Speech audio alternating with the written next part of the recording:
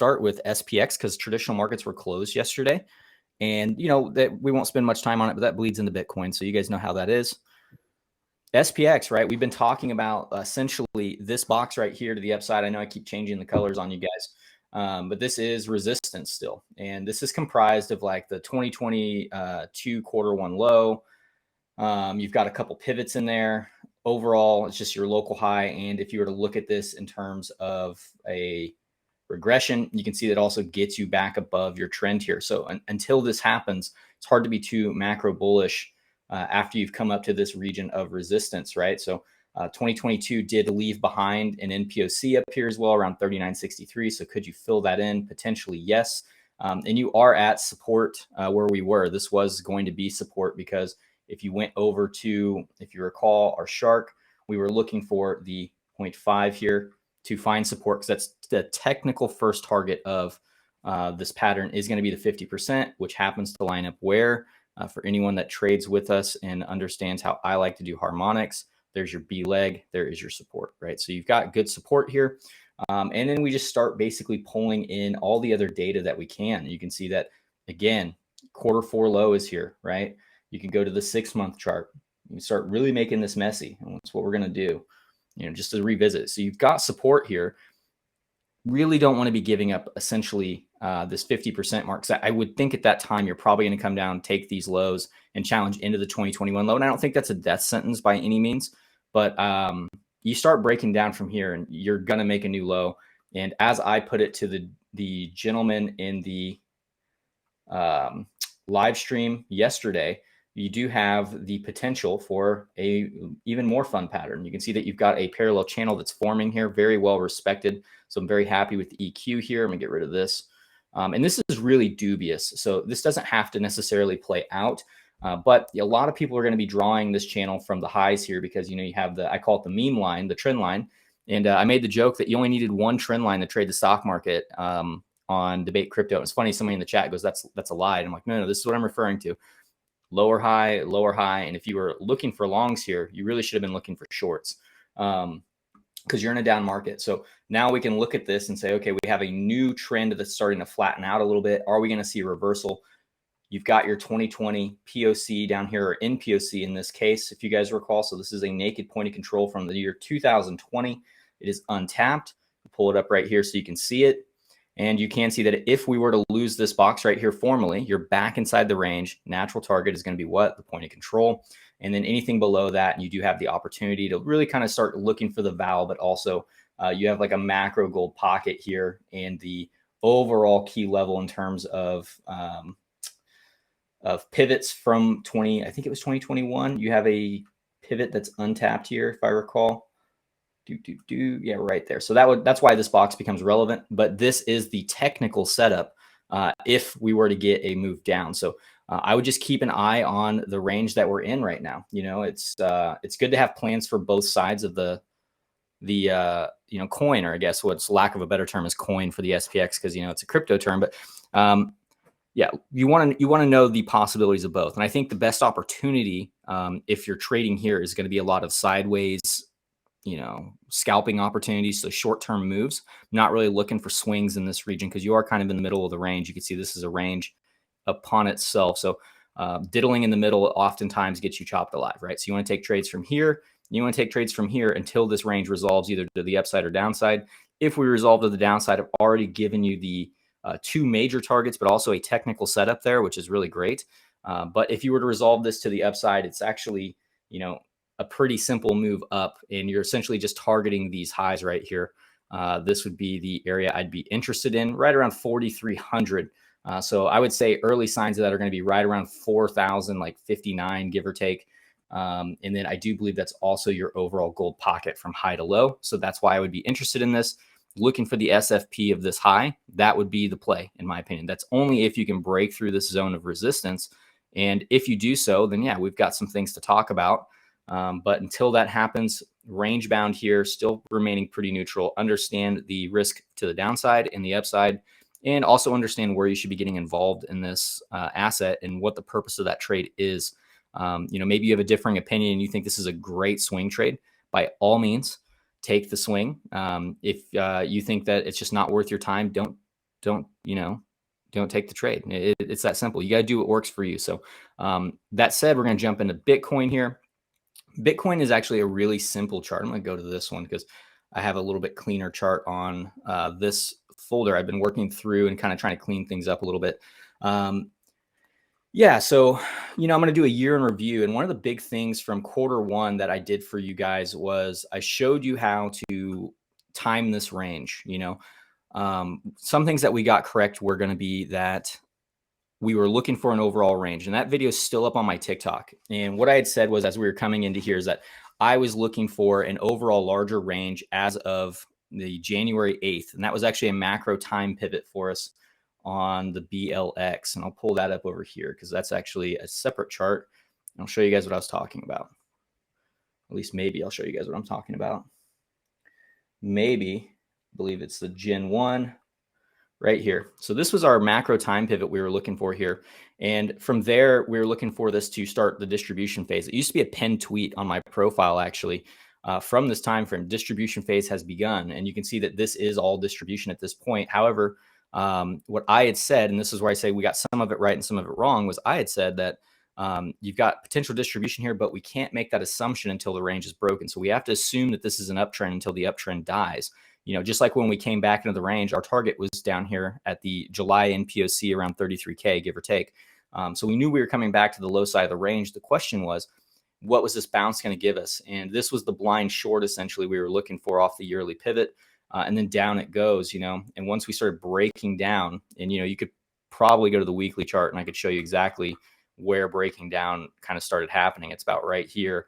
You could just easily say this level or this level, right? And you can go back and look now and you can see this is where, you start breaking down, you back test it, et cetera, et cetera.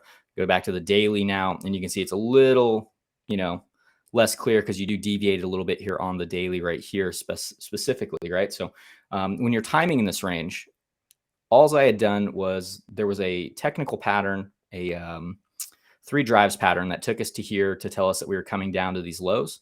And then we were looking for $58,000 to the high side, or I was anyway. we didn't have this group back then, but 58,822 was or 882 was the level. And what would the timeline look like for that if we were going to achieve that? And so for me, I was working off of a sine line, which is something we don't use a lot of. And I'm essentially just taking the overall low from that first section of price, and then I'm just projecting out price from here, right? So we can do something very, very similar to price now. And let's use this one. There we go. And you can see how things are getting, right? So there's your 1-to-1 looking for the low, right? And you can see you're making your low. It's not perfect, but it's actually very well respected. Even to the upside, you can see it respects it from price. So you're seeing time and price intertwine a little bit here. You don't catch the exact high with this move, but pretty good. And down you go, and you're looking for reversal right here. And if you recall, I was looking for, I think, January 26th to February 8th, because that's this 1-to-1.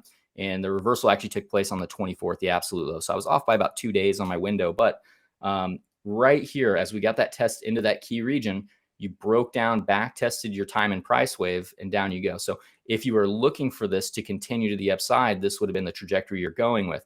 Now we can do the same exact thing with where we are now, right? So we can now take this and we could say, all right, I'm interested in knowing what the first section of price would look like for this.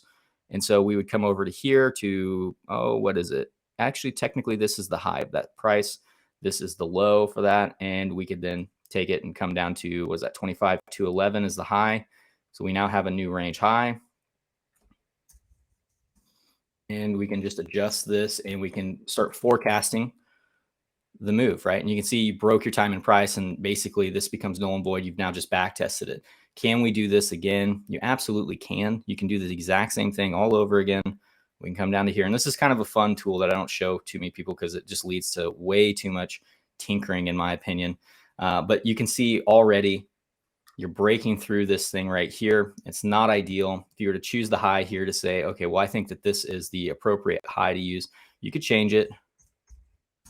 Say, if we're going to get a pump, this is what it's going to look like back to the upside.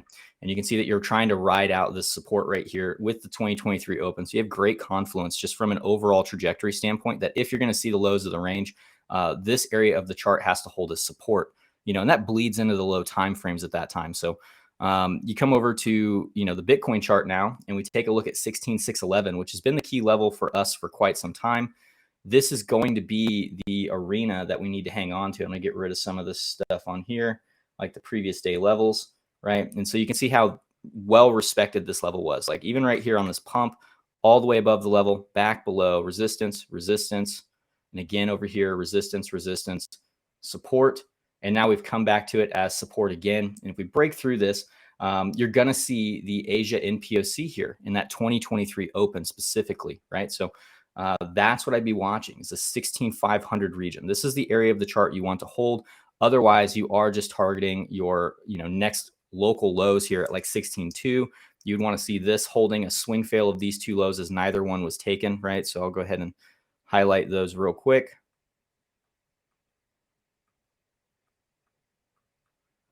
But breaking that time and price loop that we were just talking about, I believe I have it here. Breaking this and breaking down does not really give the best vibes, in my opinion, just so you guys know. So breaking through this and not getting a swing failure pattern of these levels, it really does make me think that that push to the 886 on the shark and this daily level down here is going to be the play. And that puts you below your volume range as well, and just doesn't look great, in my opinion. At that point, you start thinking, is this range going to expand to the downside, or do I get to play the range some more and continue consolidating? So really keep an eye on the 2023 open. And if you're looking at this in terms of how do I know how to set up my ranges, I did this for the group, so I'll go ahead and do it for you guys as well. You guys know that I really like to use harmonics to find how to do, your support and resistances. Where are the pivot points in the market? And if you recall, this is the harmonic we were working off of. Okay, so we're working off of this shark. This is something that we had planned out almost a couple weeks in advance. You got your swing fail right here of the X pivot, and then you've got D right here. So now we can start marking off our pivots and saying, okay, and then this is the body of the 4 hour here, which very well respected. And we've got these levels here, right? So we're now getting pretty simple. We're just marking these out, and now I'm going to go through and just mark them off. Very, very simple, right? So now we've got this, and let's go ahead and we'll do that color, because I think that's a sell color, because right now this is resistance. Same here. And this is going to be support, right?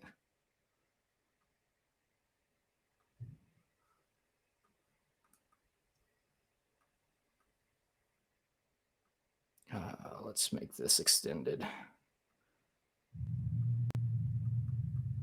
You guys probably hear my neighbor's truck getting started up. It's loud as fuck.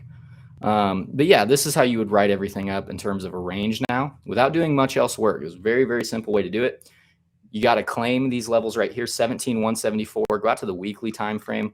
What have we been talking about at 17,174 and 16,611, right? So right here, this is the level we were wanting to hold. That's how we found that level. It's just a breaker setup. It's the same one I've been shilling you guys for the better part of a week.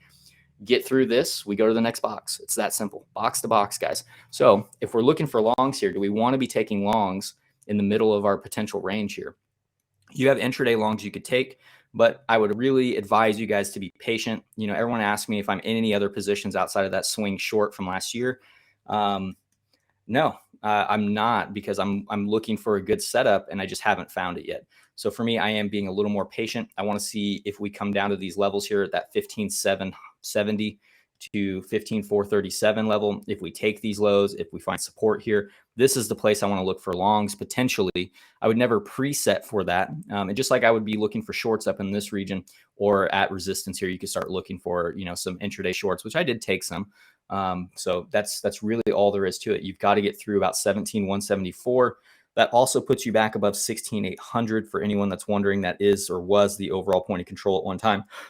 You can see this high volume node right here has been overtaken, but this is still a very relevant point in the chart, is that 16,800. But I would feel much more comfortable if we're through this resistance right here where you're actually seeing supply enter. You can see the wicks. This is going to be the area you've got to get back above. And it does get you above this local price action right here, and you can make that move to the high side. So it will be interesting to see what we do. You can see the overall point of control of the range also does coincide with that 2023 open, the level we've been saying, got to have that level, got to hang on to it, right, with that Asia NPOC. And if so, things are good. But if it loses this level, I'm looking to take these lows probably, and then see if we're going to come down to this box, right? So that's really it, being pretty neutral here. If a day trade presents itself, I definitely won't hesitate to take it. Just kind of, rolling with it right now. You guys need to be malleable, for lack of a better term, or a little more flexible, given what type of a market we're trading right now. So that's all I've got on the SPX and Bitcoin.